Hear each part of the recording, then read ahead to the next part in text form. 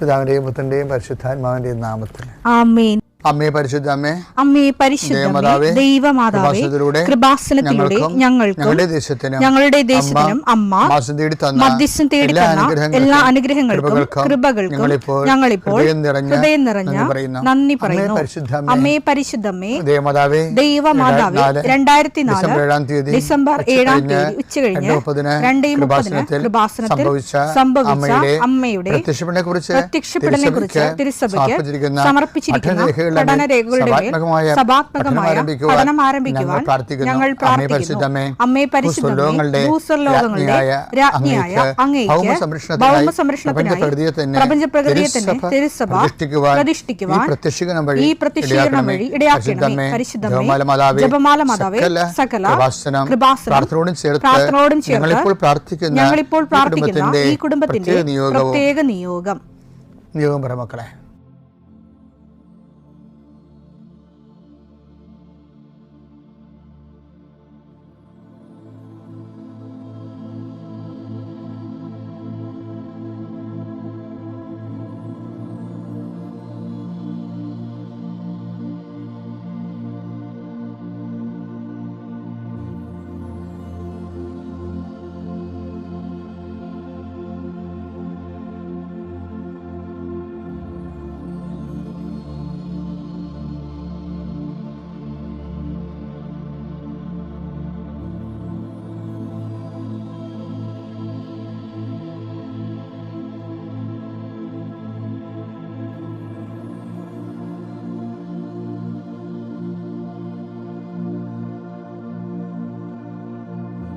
അമ്മയുടെ പ്രത്യക്ഷീകരണത്തിന്റെ ഈ അനുഗ്രഹവേളയിൽ ഞങ്ങൾക്ക് സാധിച്ചു തരുവാൻ കനിയണമേ. ആമേൻ. വിശ്വാസ പ്രമാണം. സർവശക്തനായ പിതാവും ആകാശത്തിന്റെയും ഭൂമിയുടെയും സൃഷ്ടാവുമായ ദൈവത്തിൽ ഞാൻ വിശ്വസിക്കുന്നു. അവിടുത്തെ ഏകപുത്രനും ഞങ്ങളുടെ കർത്താവുമായ ഈശോ മിശിഹായിലും ഞാൻ വിശ്വസിക്കുന്നു. ഈ പുത്രൻ പരിശുദ്ധാത്മാവിനാൽ ഗർഭസ്ഥനായി കന്യകാമറിയത്തിൽ നിന്ന് പിറന്ന് പൊന്തിയോസ് പീലാത്തോസിന്റെ കാലത്ത് പീഡകൾ സഹിച്ച് കുരിശിൽ തറയ്ക്കപ്പെട്ട് മരിച്ച് അടക്കപ്പെട്ട് പാതാളങ്ങളിൽ ഇറങ്ങി മരിച്ചവരുടെ ഇടയിൽ നിന്ന് 3-ാം നാൾ ഉയർത്ത് സ്വർഗത്തിലേക്ക് എഴുന്നള്ളി സർവശക്തിയുള്ള പിതാവായ ദൈവത്തിന്റെ വലതുഭാഗത്തിരിക്കുന്നു. അവിടെ നിന്ന് ജീവിക്കുന്നവരെയും മരിച്ചവരെയും വിധിക്കുവാൻ വരുമെന്നും ഞാൻ വിശ്വസിക്കുന്നു. പരിശുദ്ധാത്മാവിലും ഞാൻ വിശ്വസിക്കുന്നു. വിശുദ്ധ കത്തോലിക്കാ സഭയിലും പുണ്യവാന്മാരുടെ ഐക്യത്തിലും പാപങ്ങളുടെ മോചനത്തിലും ശരീരത്തിന്റെ ഉയർപ്പിലും നിത്യമായ ജീവിതത്തിലും ഞാൻ വിശ്വസിക്കുന്നു. ആമേൻ. സുഖസ്ഥനായ ഞങ്ങളുടെ പിതാവേ, അങ്ങയുടെ നാമം പൂജിതമാകണമേ. അങ്ങയുടെ രാജ്യം വരണമേ. അങ്ങയുടെ തിരുമനസ് സ്വർഗത്തിലെ പോലെ ഭൂമിയിലും ആകണമേ. അന്നു വേണ്ടുന്ന ആഹാരം ഇന്ന് ഞങ്ങൾക്ക് തരണമേ. ഞങ്ങളോട് തെറ്റ് ചെയ്യുന്നവരോട് ഞങ്ങൾ ക്ഷമിക്കുന്നത് പോലെ ഞങ്ങളുടെ തെറ്റുകൾ ഞങ്ങളോടും ക്ഷമിക്കണമേ. ഞങ്ങളെ പ്രലോഭനത്തിൽ ഉൾപ്പെടുത്തരുതേ, തിന്മയിൽ ഞങ്ങൾ രക്ഷിക്കണമേ. ആമേൻ. കർത്താവ് അങ്ങയുടെ കൂടെ സ്ത്രീകളിൽ അങ്ങ് അനുഗ്രഹിക്കപ്പെട്ടവളാകുന്നു. അങ്ങയുടെ ഉദരത്തിൻ ഫലമായി ഈശോ അനുഗ്രഹിക്കപ്പെട്ടവനാകുന്നു. പരിശുദ്ധ മറിയമേ, തമ്പുരാന്റെ അമ്മേ, പാപികളായ ഞങ്ങൾക്ക് വേണ്ടി ഇപ്പോഴും ഞങ്ങളുടെ മരണസമയത്തും തമ്പുരാനോട് അപേക്ഷിക്കണമേ. ആമേൻ. കർത്താവേ, നിന്റെ ഉന്നതമായ നാമത്തിന് സ്തോത്രം ചെയ്യുന്നു. കർത്താവേ, നിന്റെ വിശുദ്ധ പൗരോഹിത്യത്തെ മഹത്വപ്പെടുത്തണമേ. കർത്താവേ, സഭയിലുള്ള സാന്നിധ്യം പ്രകടമാക്കണമേ.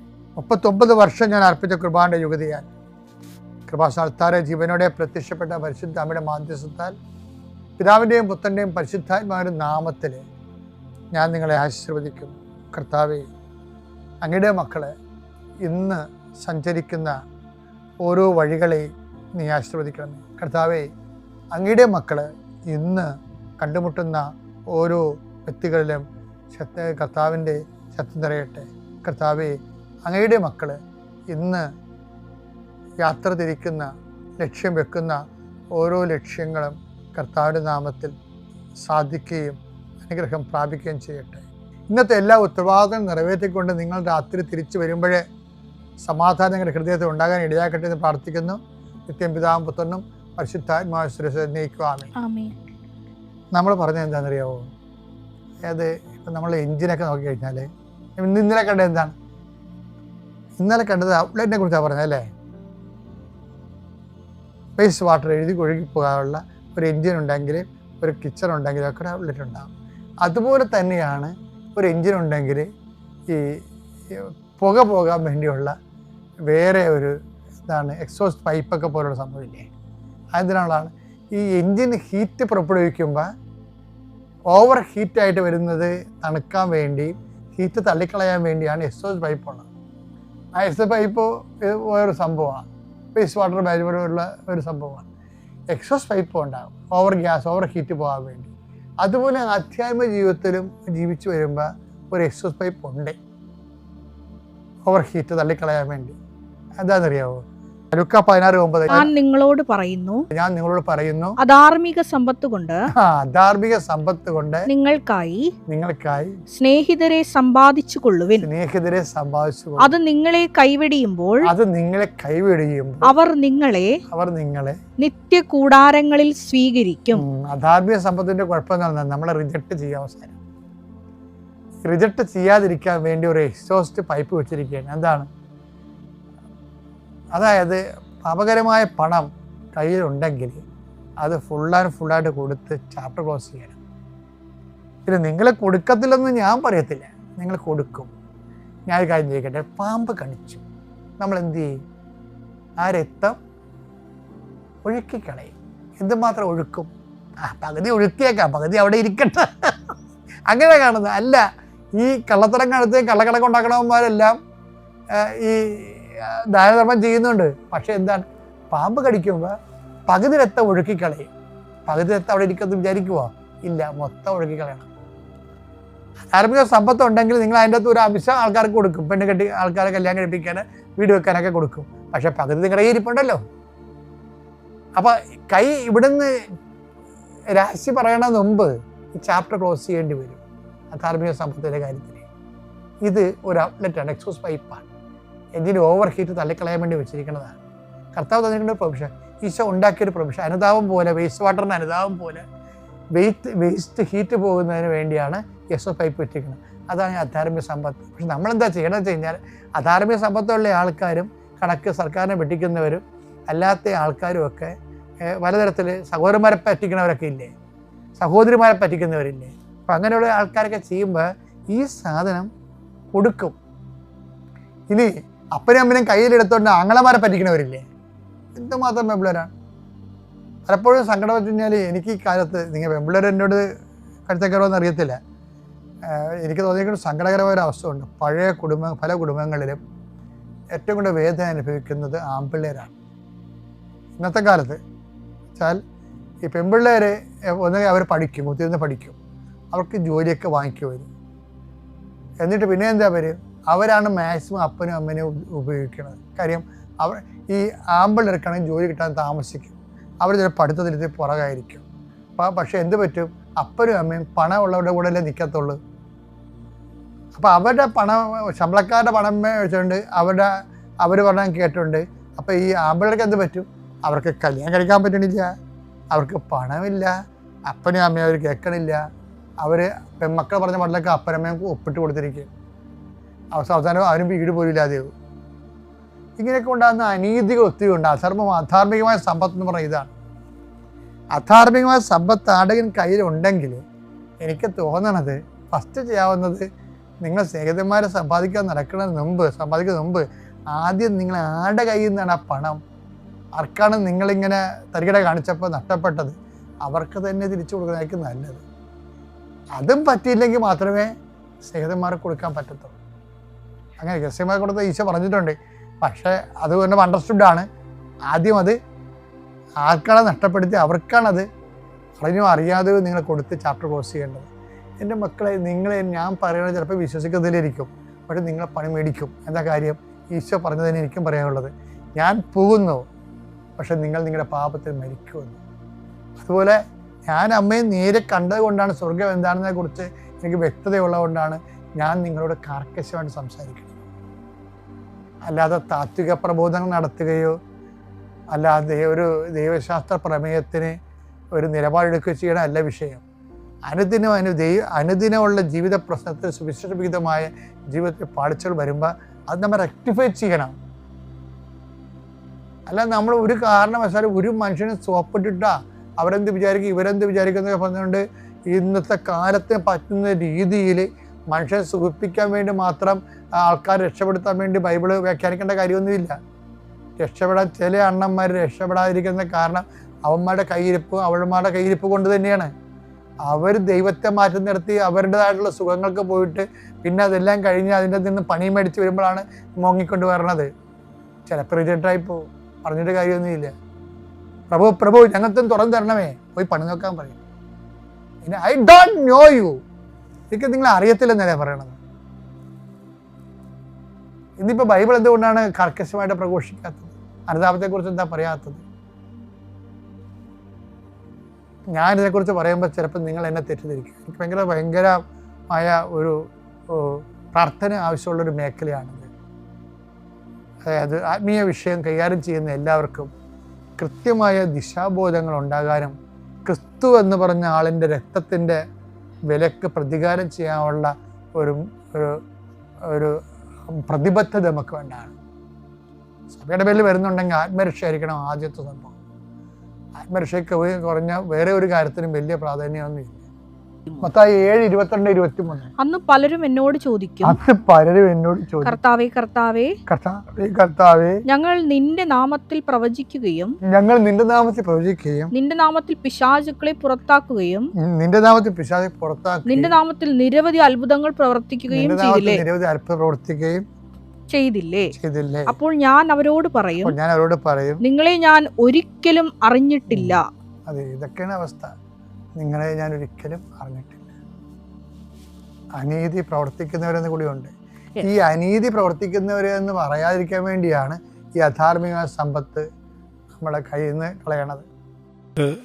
എന്നെ കൃപാസനത്തിച്ച പരിശുദ്ധ അമ്മയ്ക്കും ഈശോയ്ക്കും ഞാൻ ആദ്യം നന്ദി പറയണു. എൻ്റെ വീട് എറണാകുളം അതിരൂപതയിൽ ആലുവയ്ക്ക് അടുത്ത് പ്രസന്നപുരമാണ്. എൻ്റെ പേര് ജോസ്. ഞാനിവിടെ അമ്മയുടെ അടുത്ത് വന്നത്, എൻ്റെ ഭാര്യ ഇവിടെ വന്ന് 2018 ഉടമ്പടി എടുത്തിരുന്നു. അപ്പോൾ ഭാര്യ എനിക്ക് മദ്യപാനം 25 വർഷമായിട്ട് മദ്യപിക്കുന്ന ഒരാളായിരുന്നു. മാതാവിൻ്റെ അടുത്ത് ഉടമ്പടിയിൽ ഭാര്യ മദ്യപാനത്തിൻ്റെ ഇത് വെച്ചിരുന്നു. ഭാര്യ ഉടമ്പടി എടുത്തതിൻ്റെ ഫലമായി ഞാൻ മദ്യപാനം നിർത്തി. പിന്നെ എൻ്റെ ഭാര്യയുടെ 2 അനുജത്തിമാർ ഇവിടെ വന്ന് ഉടമ്പടി എടുത്തിരുന്നു. അപ്പോൾ അവരും എന്നെ നിർബന്ധിക്കും, ചേട്ടൻ പോയി ഉടമ്പടി എടുക്ക്. അങ്ങനെ ഞാൻ വന്ന് 26/7/2024 കൃപാസനത്തിൽ വന്ന് ഉടമ്പടി എടുത്തു. ഞാൻ ഉടമ്പടിയിൽ വെച്ചിരുന്നത് എനിക്കൊരു ഭവനം വേണമെന്നായിരുന്നു. ഞാനൊരു ഡ്രൈവറാണ്. ഞാനൊരു വണ്ടി എടുത്ത് കുറച്ച് കടങ്ങളും ഒക്കെ വന്നു. ബാങ്കിലെല്ലാം പ്രശ്നങ്ങളായി. എനിക്ക് ഒരു ബാങ്കിലും ലോൺ കിട്ടില്ല. ഞാൻ ഈ വീട് വയ്ക്കാൻ വേണ്ടി പല ബാങ്കുകളിൽ 4 ബാങ്കിൽ കയറി ഇറങ്ങി. എനിക്ക് ലോൺ തരില്ല, സിവിൽ സ്കോർ കുറവാണ്, സിവിൽ സ്കോർ ഇല്ല, അതുകൊണ്ട് ലോൺ തരില്ല. അങ്ങനെ പറഞ്ഞ് ഞാൻ കൃപാസനത്തിൽ വന്ന് ഉടമ്പടി എടുത്ത് ഞാനിവിടുത്തെ വെഞ്ചരിച്ച ഉപ്പും തൈലവും എണ്ണയും എൻ്റെ കയ്യിലുണ്ടായിരുന്നു. ഞാൻ മാതാവിൻ്റെ ഉപ്പ് കയ്യിൽ പിടിച്ച ഒരു ബാങ്കിൽ ചെന്ന് ഞാൻ അവിടെ കയറുന്നതിന് മുമ്പ് ആ സ്റ്റെപ്പിൽ അല്പം ഉപ്പ് ഇട്ട് ഞാൻ ആ ബാങ്കിൽ കയറി. ആ മാനേജറായിട്ട് സംസാരിച്ചപ്പോൾ എൻ്റെ സിവിൽ സ്കോർ വളരെയധികം കൂടിയിട്ടുണ്ടെന്ന് ആ മാനേജർ പറഞ്ഞു. എനിക്ക് ലോൺ പാസ്സാക്കി തന്നു. അതിനുശേഷം 2025 ഫെബ്രുവരിയിൽ ഞാൻ പുരയുടെ പണി ആരംഭിച്ച് ആദ്യഘട്ടം പൂർത്തിയാക്കി. തറയുടെ പണിയെല്ലാം കഴിഞ്ഞു. എനിക്ക് 3 ഘട്ടമായിട്ടാണ് ഹൗസിംഗ് ലോൺ തരുന്നത്. ആദ്യഘട്ടം തന്ന് എനിക്ക് അത് പണി മുകളിലേക്ക് തുടങ്ങാൻ ബുദ്ധിമുട്ടായിരുന്നു. അങ്ങനെ ഞാൻ മാതാവിനോട് പ്രാർത്ഥിക്കും, എൻ്റെ ഭാര്യ എന്നും രാവിലെ വീട് പണി ആരംഭിക്കാൻ എന്ന് തുടങ്ങും എന്ന് ചോദിക്കും. ഞാൻ പറയും തുടങ്ങാം, സാമ്പത്തികമില്ലാതെ ഇത് മുകളിലേക്ക് തുടങ്ങാനുള്ള ബുദ്ധിമുട്ടുകൊണ്ട് ഞാൻ തുടങ്ങാമെന്ന് പറയും. എല്ലാ ദിവസവും രാവിലെ ഭാര്യ വന്ന്, ഞങ്ങൾ വീട് പൊളിച്ചതിന് ശേഷം തൊട്ടടുത്ത് വാടകയ്ക്കാണ് താമസിക്കുന്നത്. അപ്പോൾ ഭാര്യ വന്ന് മാതാവിൻ്റെ ഉപ്പ് ആ തറയിൽ പണിതതിൻ്റെ മുകളിൽ രാവിലെ ഇട്ട് പ്രാർത്ഥിക്കും. അതിൻ്റെ ഫലമായി ഞങ്ങൾ വീട് പണി പെട്ടെന്ന് ആരംഭിച്ചു. ഞങ്ങളുടെ കയ്യിലുണ്ടായ കുറച്ച് ഫണ്ടൊക്കെ ഉപയോഗിച്ച് ഞങ്ങൾ വീട് പണി ആരംഭിച്ചു. ഇത് പണി വാർത്തിട്ടതിന് ശേഷം പിന്നെയും പണി തടസ്സപ്പെട്ട് സാമ്പത്തിക ബുദ്ധിമുട്ട് വളരെയധികമായിരുന്നു. അപ്പോൾ ഞങ്ങൾ ഈ വാടക വീട്ടിൽ നിന്ന് മാറിയിട്ട് വേണം എൻ്റെ ഈ പുതിയ വീട്ടിലേക്ക് മാറണം. അപ്പോൾ എൻ്റെ മകള് വിവാഹം കഴിഞ്ഞ ആൾ പ്രഗ്നൻ്റാണ്. അപ്പോൾ ഈ പുതിയ വീട്ടിൽ വെച്ചാണ് നമുക്കത് കുഞ്ഞിൻ്റെ കാര്യങ്ങളൊക്കെ നടക്കാൻ നല്ലതെന്ന് പറഞ്ഞ് പിന്നെ അങ്ങനെ ബാങ്കുകളിൽ പൈസ അനുവദിച്ചു. ഞാൻ 1 വർഷം കൊണ്ട് വീട് പണി പൂർത്തിയാക്കാം, ഡിസംബർ ലാസ്റ്റ് കയറി താമസിക്കാമെന്നാണ് ഞാൻ പറയണേ. അങ്ങനെ പറഞ്ഞ് ഞാൻ ഉത്രാടത്തുനാളെന്ന് ഞാൻ എൻ്റെ പുതിയ പെരയിലേക്ക് 7 മാസം കൊണ്ട് എൻ്റെ വീടിൻ്റെ പണി പൂർത്തിയാക്കി. ഞാൻ മാതാവിൻ്റെ അനുഗ്രഹം കൊണ്ട് ഞാൻ മാറി താമസിച്ചു. മാതാവിന് 1000 നന്ദി. പിന്നെ ഞാൻ മദ്യപിച്ച കുടുംബ പ്രാർത്ഥനയ്ക്കൊക്കെ വളരെ പുറകോട്ടായിരുന്നു. പള്ളിയിൽ പോകൽ ഞായറാഴ്ച ദിവസങ്ങളിൽ മാത്രം പള്ളിയിൽ പോവുക, കുമ്പസാരിക്കൽ ക്രിസ്മസ്, ഈസ്റ്റർ, പള്ളി പെരുന്നാൾ അങ്ങനെയുള്ള ദിനങ്ങളിൽ മാത്രം ഞാൻ കുമ്പസാരിക്കുന്ന ഒരാളായിരുന്നു. ഞാനിവിടെ വന്ന് ഉടമ്പടി എടുത്തതിന് ശേഷം എനിക്ക് 2 ആഴ്ച എത്തുമ്പോൾ കുമ്പസാരിക്കാൻ സാധിക്കുന്ന സമയത്ത് 2 ആഴ്ച എത്തുമ്പോൾ കുമ്പസാരിക്കും, അല്ലെങ്കിൽ മാസത്തിൽ 1 പ്രാവശ്യമെങ്കിലും ഞാൻ പോയി കുമ്പസാരിച്ച് കുർബാന സ്വീകരിക്കും. എൻ്റെ വണ്ടിക്ക് ഓട്ടമില്ലാത്ത എല്ലാ ദിവസവും ഞാൻ ദേവാലയത്തിൽ പോയി വിശുദ്ധ ബലിയിൽ സംബന്ധിച്ച് വരുന്ന ഒരാളാണ്. പിന്നെ മാതാവ് തന്നൊരു അനുഗ്രഹം എന്ന് പറഞ്ഞാൽ ഞാനിവിടെ വന്ന് എൻ്റെ മകൾ വന്നിട്ടില്ല. എൻ്റെ മകള് ഞാനിവിടെ വന്ന് ഉടമ്പടി എടുത്ത് ഇപ്പോൾ 4ാമത്തെ പ്രാവശ്യമാണ് ഞാൻ ഉടമ്പടി പുതുക്കണേ. ഞാൻ ഇവിടെ വന്ന് മാതാവിൻ്റെ അടുത്ത് ഉടമ്പടി എടുത്തതിൽ ഫലമായി ഞാൻ എൻ്റെ മകളുടെ വിവാഹം കഴിഞ്ഞ് 1 വർഷം കഴിഞ്ഞപ്പോൾ ഞാൻ മാതാവിൻ്റെ അടുത്ത് ഉടമ്പടിയിൽ വെച്ചു, മാതാവേ എൻ്റെ മകൾക്ക് ഒരു കുട്ടി ഉണ്ടാകണമെന്ന്. ഞാനിവിടെ ഉടമ്പടിയിൽ എഴുതി പിന്നത്തെ മാസം അവൾ പ്രഗ്നൻ്റായി. ഇപ്പോൾ ഞങ്ങൾക്കൊരു കുഞ്ഞു വാവേനെ മാതാവ് ആൺകുട്ടിയെ തന്ന് അനുഗ്രഹിച്ചു. എൻ്റെ മകളും ഹസ്ബൻഡും കൂടി ഒരു ദിവസം ഇവിടെ കൊണ്ടുവരണമെന്ന് ആഗ്രഹമുണ്ട്. പിന്നെ പ്രേക്ഷിത പ്രവർത്തനം എന്ന് പറഞ്ഞാൽ ഞങ്ങളുടെ അടുത്ത് ഒരു ചേച്ചിമാർ ആലപ്പുഴ മെഡിക്കൽ കോളേജിൽ ക്യാൻസർ രോഗികൾക്ക് ഭക്ഷണം കൊടുക്കുന്നുണ്ട്. അതിനകത്ത് പങ്കാളിയാവുക. പിന്നെ പ്രായമായ രോഗികളെ സന്ദർശിക്കാൻ കിട്ടുന്ന സമയത്തൊക്കെ ഞാൻ പോയി സന്ദർശിക്കും. പിന്നെ വൃദ്ധരായ ഓരോരുത്തർ റോഡിൽ ഭക്ഷണത്തിന് വിശന്നിരിക്കുമ്പോൾ ഞാൻ വണ്ടിയിൽ പോകുന്ന സമയത്ത് എനിക്ക് ഭക്ഷണം മേടിച്ചു കൊടുക്കാൻ പറ്റുന്ന സമയത്തൊക്കെ ഞാൻ ഭക്ഷണം മേടിച്ചു കൊടുത്ത് അവരെ സഹായിക്കാറുണ്ട്.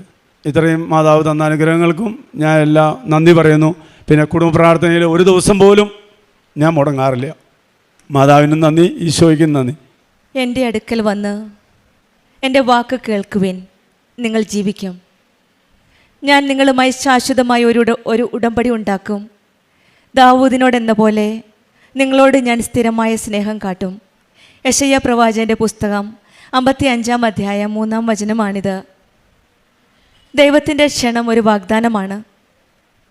ഈശോയുടെയും അമ്മയുടെയും അടുക്കിലേക്ക് വരാനും കേൾക്കാനുമുള്ള ഒരു ക്ഷണം.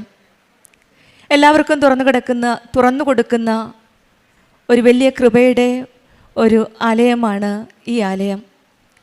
വില കൊടുക്കാതെ ലഭിക്കുന്ന ആത്മീയ സമൃദ്ധിയിലേക്കുള്ള ഒരു വിളിയാണ് ഈശോയുടെയും അമ്മയുടെയും ഈ വിളി. എൻ്റെ അടുക്കൽ വന്ന് എൻ്റെ വാക്ക് കേൾക്കുവിൻ, നിങ്ങൾ ജീവിക്കുമെന്ന് പറഞ്ഞ ഒരു വിളി. ജോസ് കെ.പി. എന്ന സഹോദരൻ്റെ സാക്ഷ്യത്തിൽ നിന്നും നമുക്ക് വളരെ വ്യക്തമാണ് ഈശോയുടെയും അമ്മയുടെയും ആ വിളി കേട്ട് ഈ ആലയത്തിൽ വന്ന് പ്രാർത്ഥിച്ച ഉടമ്പടി ജീവിതത്തിൻ്റെ ഒരു സാക്ഷിയായിട്ടാണ് ഈ സഹോദരൻ നമ്മുടെ ഇടയിൽ നിന്ന് നിൽക്കുന്നത്. ആദ്യം വൈഫ് വന്ന് പ്രാർത്ഥിച്ചു. 25 വർഷമുള്ള മദ്യപാനത്തിൽ നിന്നുള്ള വിമുക്തിക്ക് വേണ്ടിയിട്ടാണ്. ആ പ്രാർത്ഥന ഈശോ കേട്ടു. പിന്നീടാണ് ഈശോയുടെ അമ്മയുടെ അരികിലേക്ക് വന്നപ്പോഴാണ് ഒരു പുത്തൻ വഴിത്തിരിവ് ഈ സഹോദരൻ്റെ ജീവിതത്തിലുണ്ടായത്.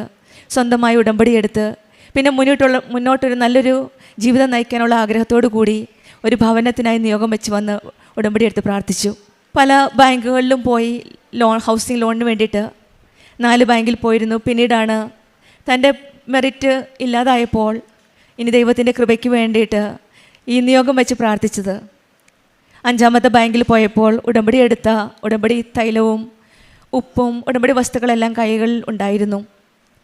അങ്ങനെയാണ് 5ാമത്തെ ബാങ്കിൽ നിന്ന് സിവിൽ സ്കോർ കുറവാണെങ്കിലും ആ ലോൺ പാസ്സായി ഹൗസ് കൺസ്ട്രക്ഷനുള്ള സ്റ്റാർട്ട് ചെയ്യാനുള്ള അവസരം ദൈവം ഒരുക്കി കൊടുത്തത്.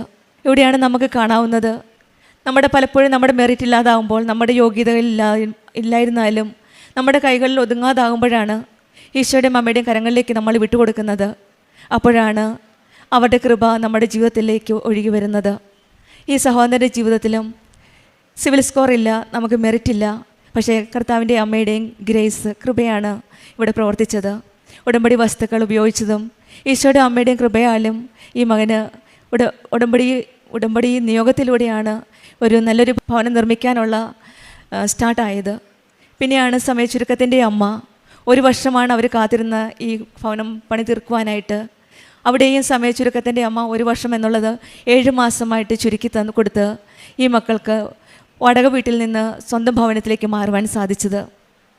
പലപ്പോഴും ഈ മക്കളുടെ ജീവിതത്തിൽ, ഉടമ്പടി മക്കളുടെ ജീവിതത്തിൽ അമ്മയുടെയും ഈശോയുടെയും സാന്നിധ്യം നമ്മൾ പല രീതിയിലാണ് കാണുന്നത്. പലതരത്തിൽ നമ്മൾക്ക് യോഗ്യതകളില്ലെങ്കിലും അവിടെയെല്ലാം നമ്മുടെ ഡീമെറിറ്റുകളെല്ലാം മെറിറ്റാക്കി മാറ്റുകയും സമയ ചുരുക്കത്തിൻ്റെ അമ്മ വന്ന് എല്ലാം ചുരുക്കി തരികയുമാണ് ഉടമ്പടി മക്കളുടെ ജീവിതത്തിൽ. പ്രേക്ഷിത പ്രവർത്തനത്തിലും ആത്മീയ ജീവിതത്തിലുമുള്ളൊരു വലിയൊരു മാറ്റവുമുണ്ട്. കുടുംബത്തിൽ സമാധാനവും ശാന്തിയുണ്ട്. കൂടുതലും മുന്നോട്ട് ഈശോയെ കൂടുതൽ അറിയുവാനും ഉടമ്പടി മക്കൾക്ക് മാത്രം സാധിക്കുന്നതാണ്. നമ്മൾക്കും ഉടമ്പടി ജീവിതത്തിലൂടെ ദൈവവചനം കേട്ട് ഈശോയുടെയും അമ്മയുടെയും അടുക്കൽ വന്ന് നമുക്കും പുതുജീവൻ ലഭിക്കട്ടെ എന്ന് പ്രാർത്ഥിക്കാം. ദൈവം തൻ്റെ വാഗ്ദാനങ്ങളിൽ ഒരിക്കലും പരാജയപ്പെടുന്നവനല്ല. നമുക്ക് ദൈവത്തിൽ വിശ്വസിച്ച് ഉടമ്പടി ജീവിതം വിശ്വസ്തയോടെ ആത്മാർത്ഥതയോടെ നയിക്കാം. ജോസ് കെ പിക്കും കുടുംബത്തിന് ലഭിച്ച എല്ലാ അനുഗ്രഹങ്ങൾക്കും നമുക്ക് കരങ്ങളടിച്ച് ഈശോയെ മഹത്വപ്പെടുത്താം. യേശുവേ നന്ദി. യേശുദാവ് ജീവനോടെ പ്രത്യക്ഷപ്പെട്ട ഈ അൽത്താരയിൽ വന്ന് സാക്ഷ്യം പറയാൻ സാധിച്ചതിന് തിരുകുമാരനും അമ്മ മാതാവിനും കോടാനുകൂടി നന്ദി പറയുന്നതുകൊണ്ട് ഞാൻ എൻ്റെ സാക്ഷ്യം തുടങ്ങുകയാണ്. എൻ്റെ പേര് പൂജ മോഹൻ, തിരുവനന്തപുരത്തു നിന്ന് വരുന്നു. ഞാൻ ഉടമ്പടി എടുത്തത് 8/6/2024. ഉടമ്പടി എടുത്തു എന്നല്ല, അമ്മ മാതാവിനെ എങ്ങനെ എനിക്ക് പരിചയം, ഞാനൊരു ഹിന്ദുവാണ്, എങ്ങനെ എനിക്ക് പരിചയം എന്ന് പറഞ്ഞാൽ എനിക്ക് പത്രം വഴിയോ ആരും ഇത് മെസ്സേജ് വഴിയോ ഒന്നുമല്ല എനിക്ക് അമ്മ മാതാവിനെ അറിയാവുന്നത്.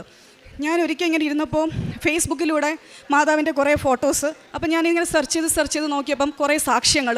അപ്പം എന്താണ് എങ്ങനെയാണ് എന്നൊന്നും എനിക്കറിയില്ല. ഞാനപ്പോൾ യൂട്യൂബിൽ സെർച്ച് ചെയ്യാൻ തുടങ്ങി. അപ്പം ജോസഫ് അച്ഛൻ്റെ ധ്യാനങ്ങൾ, ഇവിടുത്തെ എങ്ങനെയാണ് ഉടമ്പടി എന്താണ് ഇങ്ങനെ. അപ്പം എനിക്കൊരാഗ്രഹം ഇവിടെ വരണമെന്ന്, വന്ന് കണ്ട് പ്രാർത്ഥിച്ച് പോകണം എന്ന് മാത്രമേ എൻ്റെ മനസ്സിലുണ്ടായിരുന്നു. പക്ഷേ എങ്ങനെ വരും, വീട്ടിലെങ്ങനെ ഞാൻ പറയും, അവരെങ്ങനെ എന്നെ ഇവിടെ കൊണ്ടുവരും, ഇങ്ങനെയൊക്കെ കുറേ ചോദ്യങ്ങൾ മനസ്സിൽ. അപ്പം എന്നിട്ടും ഞാൻ വീട്ടിൽ ഇരുന്ന് പ്രാർത്ഥിക്കും. എൻ്റെ അമ്മയുടെ കൂടെ ഇരുന്ന് ഞാൻ ചൊവ്വാഴ്ച ദിവസത്തെ ധ്യാനം മൊത്തം കാണും, എല്ലാം കേട്ടുകൊണ്ടിരിക്കും. പക്ഷെ എങ്ങനെ ഇവിടെ എത്തും? യൂട്യൂബിൽ സെർച്ച് ചെയ്തു, കലവൂരെത്തിയിട്ട് ബസ്സിൽ വരണം. അപ്പം ഞാൻ എല്ലാ ലൊക്കേഷനും എല്ലാം മനസ്സിൽ വെച്ചു, എപ്പോഴെങ്കിലും എന്തെങ്കിലും വരാൻ പറ്റുമെങ്കിൽ വരാമല്ലോ, അങ്ങനെ മനസ്സിൽ വെച്ചിട്ട് ഞാൻ ഇരുന്നു. അപ്പോഴത്തേനും എൻ്റെ മോൻ 6ാം ക്ലാസ്സിൽ പഠിക്കുകയാണ്. അവൻ്റെ ടീച്ചർ ഒരു ക്രിസ്ത്യൻ കുട്ടിയാണ്, രേഷ്മ എന്നാണ് പേര്. അപ്പം പറയും, ചേച്ചി നമുക്കൊരു ദിവസം പോകാം, ഒരുമിച്ച് പോകാം, എൻ്റെ അമ്മയും കൂടെ വിളിക്കാം, നമുക്ക് പോയിട്ട് മാതാവിനെ കണ്ട് തൊഴുത് പ്രാർത്ഥിച്ചിട്ട് തിരിച്ചു വരാം. ശരി, അങ്ങനെ ആവാം. ഞാൻ വീട്ടിൽ ഇങ്ങനെ പറയും, അച്ഛനോട് അങ്ങനെ പറയും. അങ്ങനെ ഇരുന്നപ്പോൾ ഞാൻ പറഞ്ഞു, ഞാൻ ഇങ്ങനെ പോവുകയാണ്, എനിക്ക് ചെന്ന് പ്രാർത്ഥിക്കണം, ഒന്ന് കാണണം. ഒന്നും പറഞ്ഞില്ല, പൊയ്ക്കോ. തിരുവനന്തപുരത്ത് നിന്ന് രാവിലെ 3:30 ട്രെയിനിന്, ഏറനാട് എക്സ്പ്രസ്സിന് ഞങ്ങൾ വന്നു. ഇവിടെ റെയിൽവേ സ്റ്റേഷനിലെത്തി. അവിടെ നിന്ന് 23 രൂപ കൊടുത്ത് ബസ്സിൽ കയറി കലവൂരിറങ്ങി, 30 രൂപ കൊടുത്ത് ഓട്ടോറിക്ഷയിൽ വന്നു ഇറങ്ങി.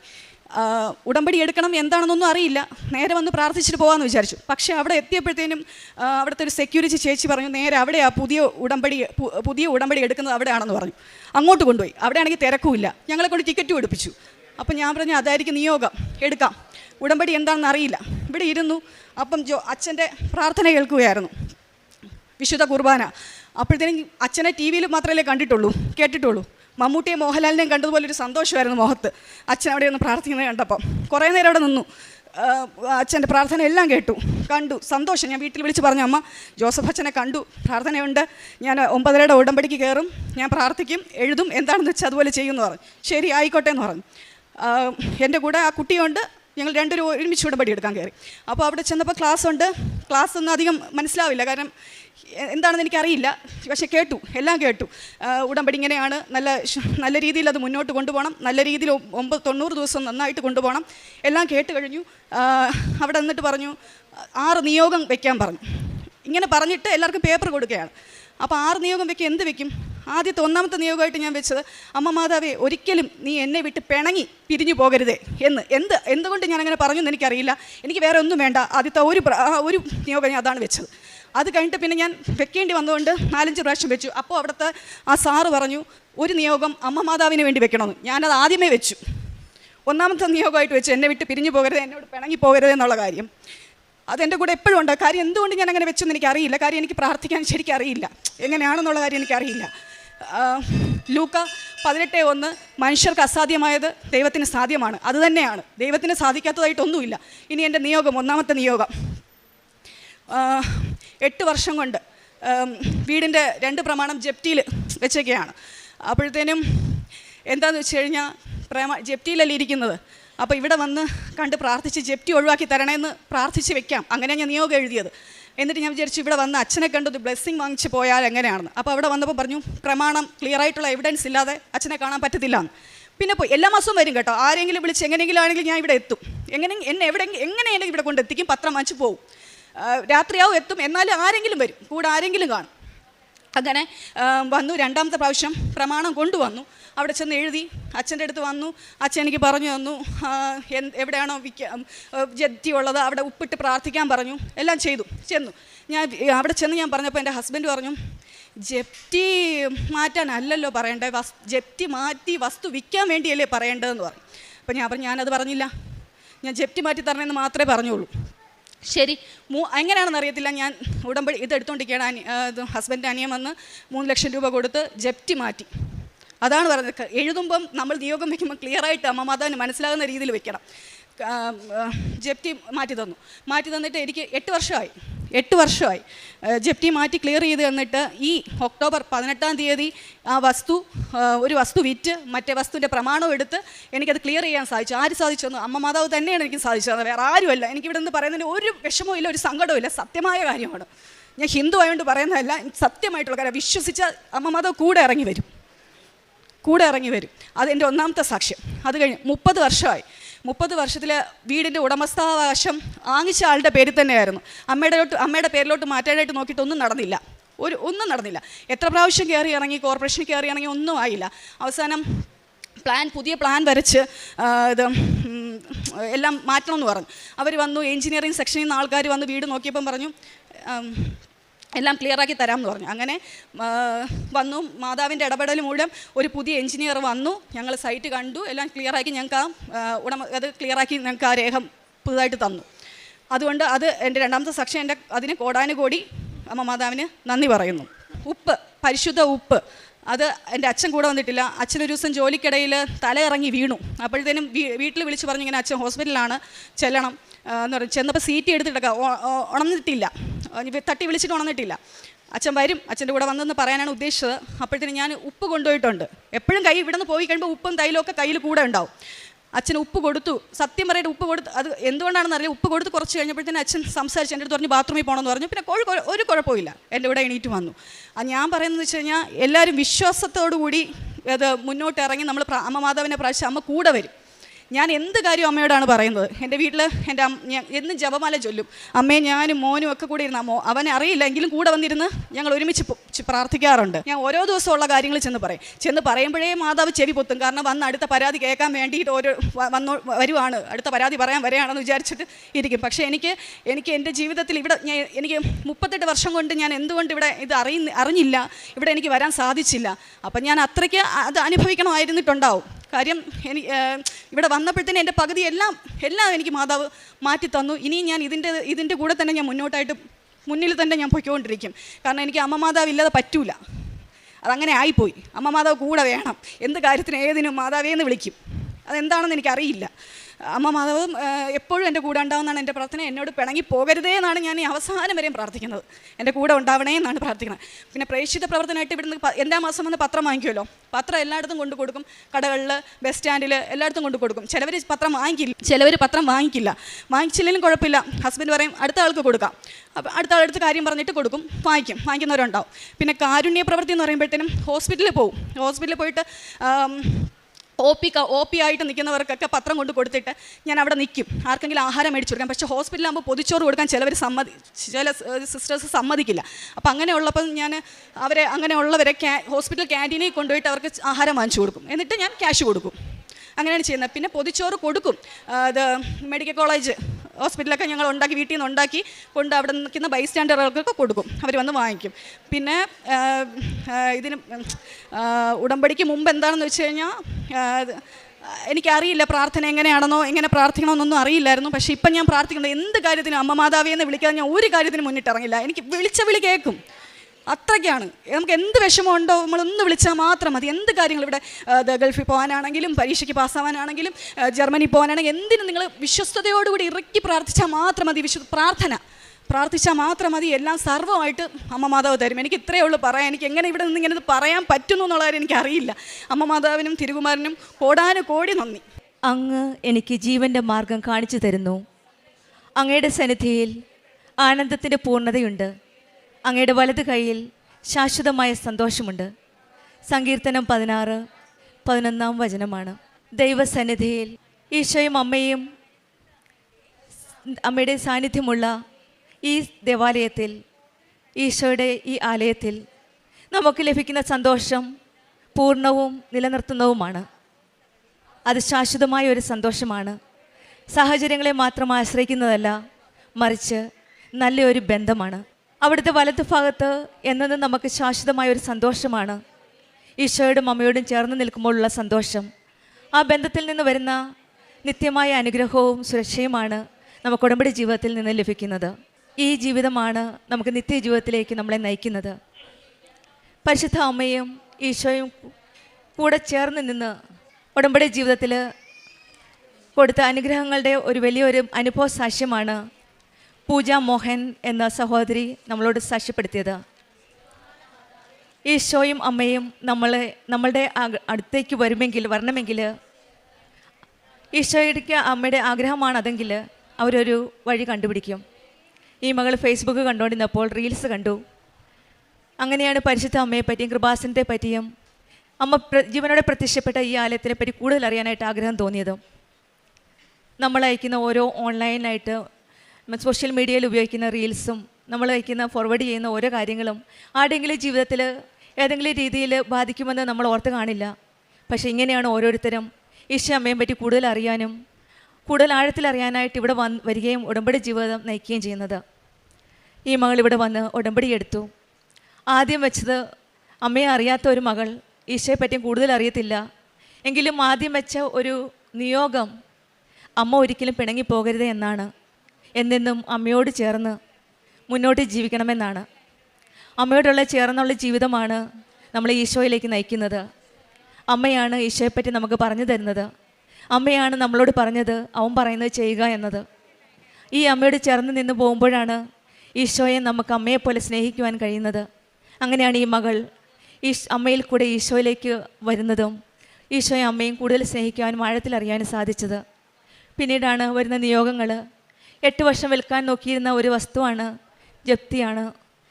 അവിടെയാണ് ഇവിടെ വന്ന് അച്ഛൻ്റെ അനുഗ്രഹം വാങ്ങിച്ച് പ്രാർത്ഥിച്ചു. അച്ഛൻ ഉപ്പിട്ട് പ്രാർത്ഥിക്കാൻ ഉപദേശിച്ചിരുന്നു. അങ്ങനെ ഉടമ്പടി വസ്തുക്കളുമായിട്ടാണ് ഈ മകൾ പിന്നീട് പ്രാർത്ഥിച്ചത്. ആ പ്രാർത്ഥനയുടെ ഫലമായിട്ടാണ് 8 വർഷം വിൽക്കാൻ പറ്റാത്ത ഒരു സ്ഥലം ഉടമ്പടി എടുത്ത ഉടനെ ബഹുമാനപ്പെട്ട ജോസഫ് അച്ഛൻ്റെ അനുഗ്രഹം കിട്ടിയപ്പോഴേ അവിടെ ഉപ്പിട്ട് പ്രാർത്ഥിച്ചപ്പോൾ ആ സ്ഥലം വിൽക്കുവാൻ സാധിച്ചു. ഇതെല്ലാമാണ് അമ്മയുടെ അനുഗ്രഹങ്ങൾ. ഉടമ്പടി ജീവിതത്തിൽ നമ്മൾ ഉടമ്പടി വിശ്വസ്തയോടെ നടത്തുമ്പോൾ നമ്മുടെ പ്രാർത്ഥന ഈശോ അമ്മയും കേൾക്കിട്ട് നമുക്ക് സാധിച്ചു തരും. ബഹുമാനപ്പെട്ട ജോസഫ് അച്ഛൻ്റെ അനുഗ്രഹം വഴി അച്ഛൻ 40 വർഷത്തെ പ്രാർത്ഥനയുടെ ഒരു ആസ്തിയിൽ നിന്നാണ് നമുക്കുള്ള അനുഗ്രഹം നമ്മൾക്ക് ലഭിക്കുന്നത്. നമ്മൾക്ക് ഉടമ്പടി ജീവിതത്തിൽ വിശ്വസ്തയോടെ പ്രാർത്ഥിച്ച് ഈശോയുടെ അനുഗ്രഹങ്ങൾക്കായി നന്ദി പറഞ്ഞുകൊണ്ട് നമ്മൾക്കും ഭക്തിയോടെ പ്രാർത്ഥിക്കാം. പിന്നീടാണ് ഈ മോള് വെച്ചത് 30 വർഷം ഉണ്ടായിരുന്ന വീടിൻ്റെ ഉടമസ്ഥാവകാശം. അതും സമയചുരുക്കത്തിൻ്റെ അമ്മ, ടൈം ഷോർട്ടണിൻ്റെ അമ്മ 30 വർഷം ഉടമസ്ഥാവകാശം കിട്ടാതെ വളരെ തടസ്സങ്ങളുണ്ടായിരുന്ന ഒരു പ്രശ്നമായിരുന്നു. അതും ഈശോയും അമ്മയും കൂടെ ചേർന്ന് നിന്ന് ഉടമ്പടി എടുത്ത ഉടനെ ഇവിടെ ജീവിതത്തിൽ നടത്തിക്കൊടുത്തു. 8 വർഷം വിൽക്കാൻ നോക്കിയ സ്ഥലവും 30 വർഷം കൊണ്ട് ഉടമസ്ഥാവകാശം ലഭിക്കാത്ത സ്ഥലവും എല്ലാം ഉടമ്പടി മക്കൾക്ക് കിട്ടാവുന്ന അനുഗ്രഹങ്ങളാണ്.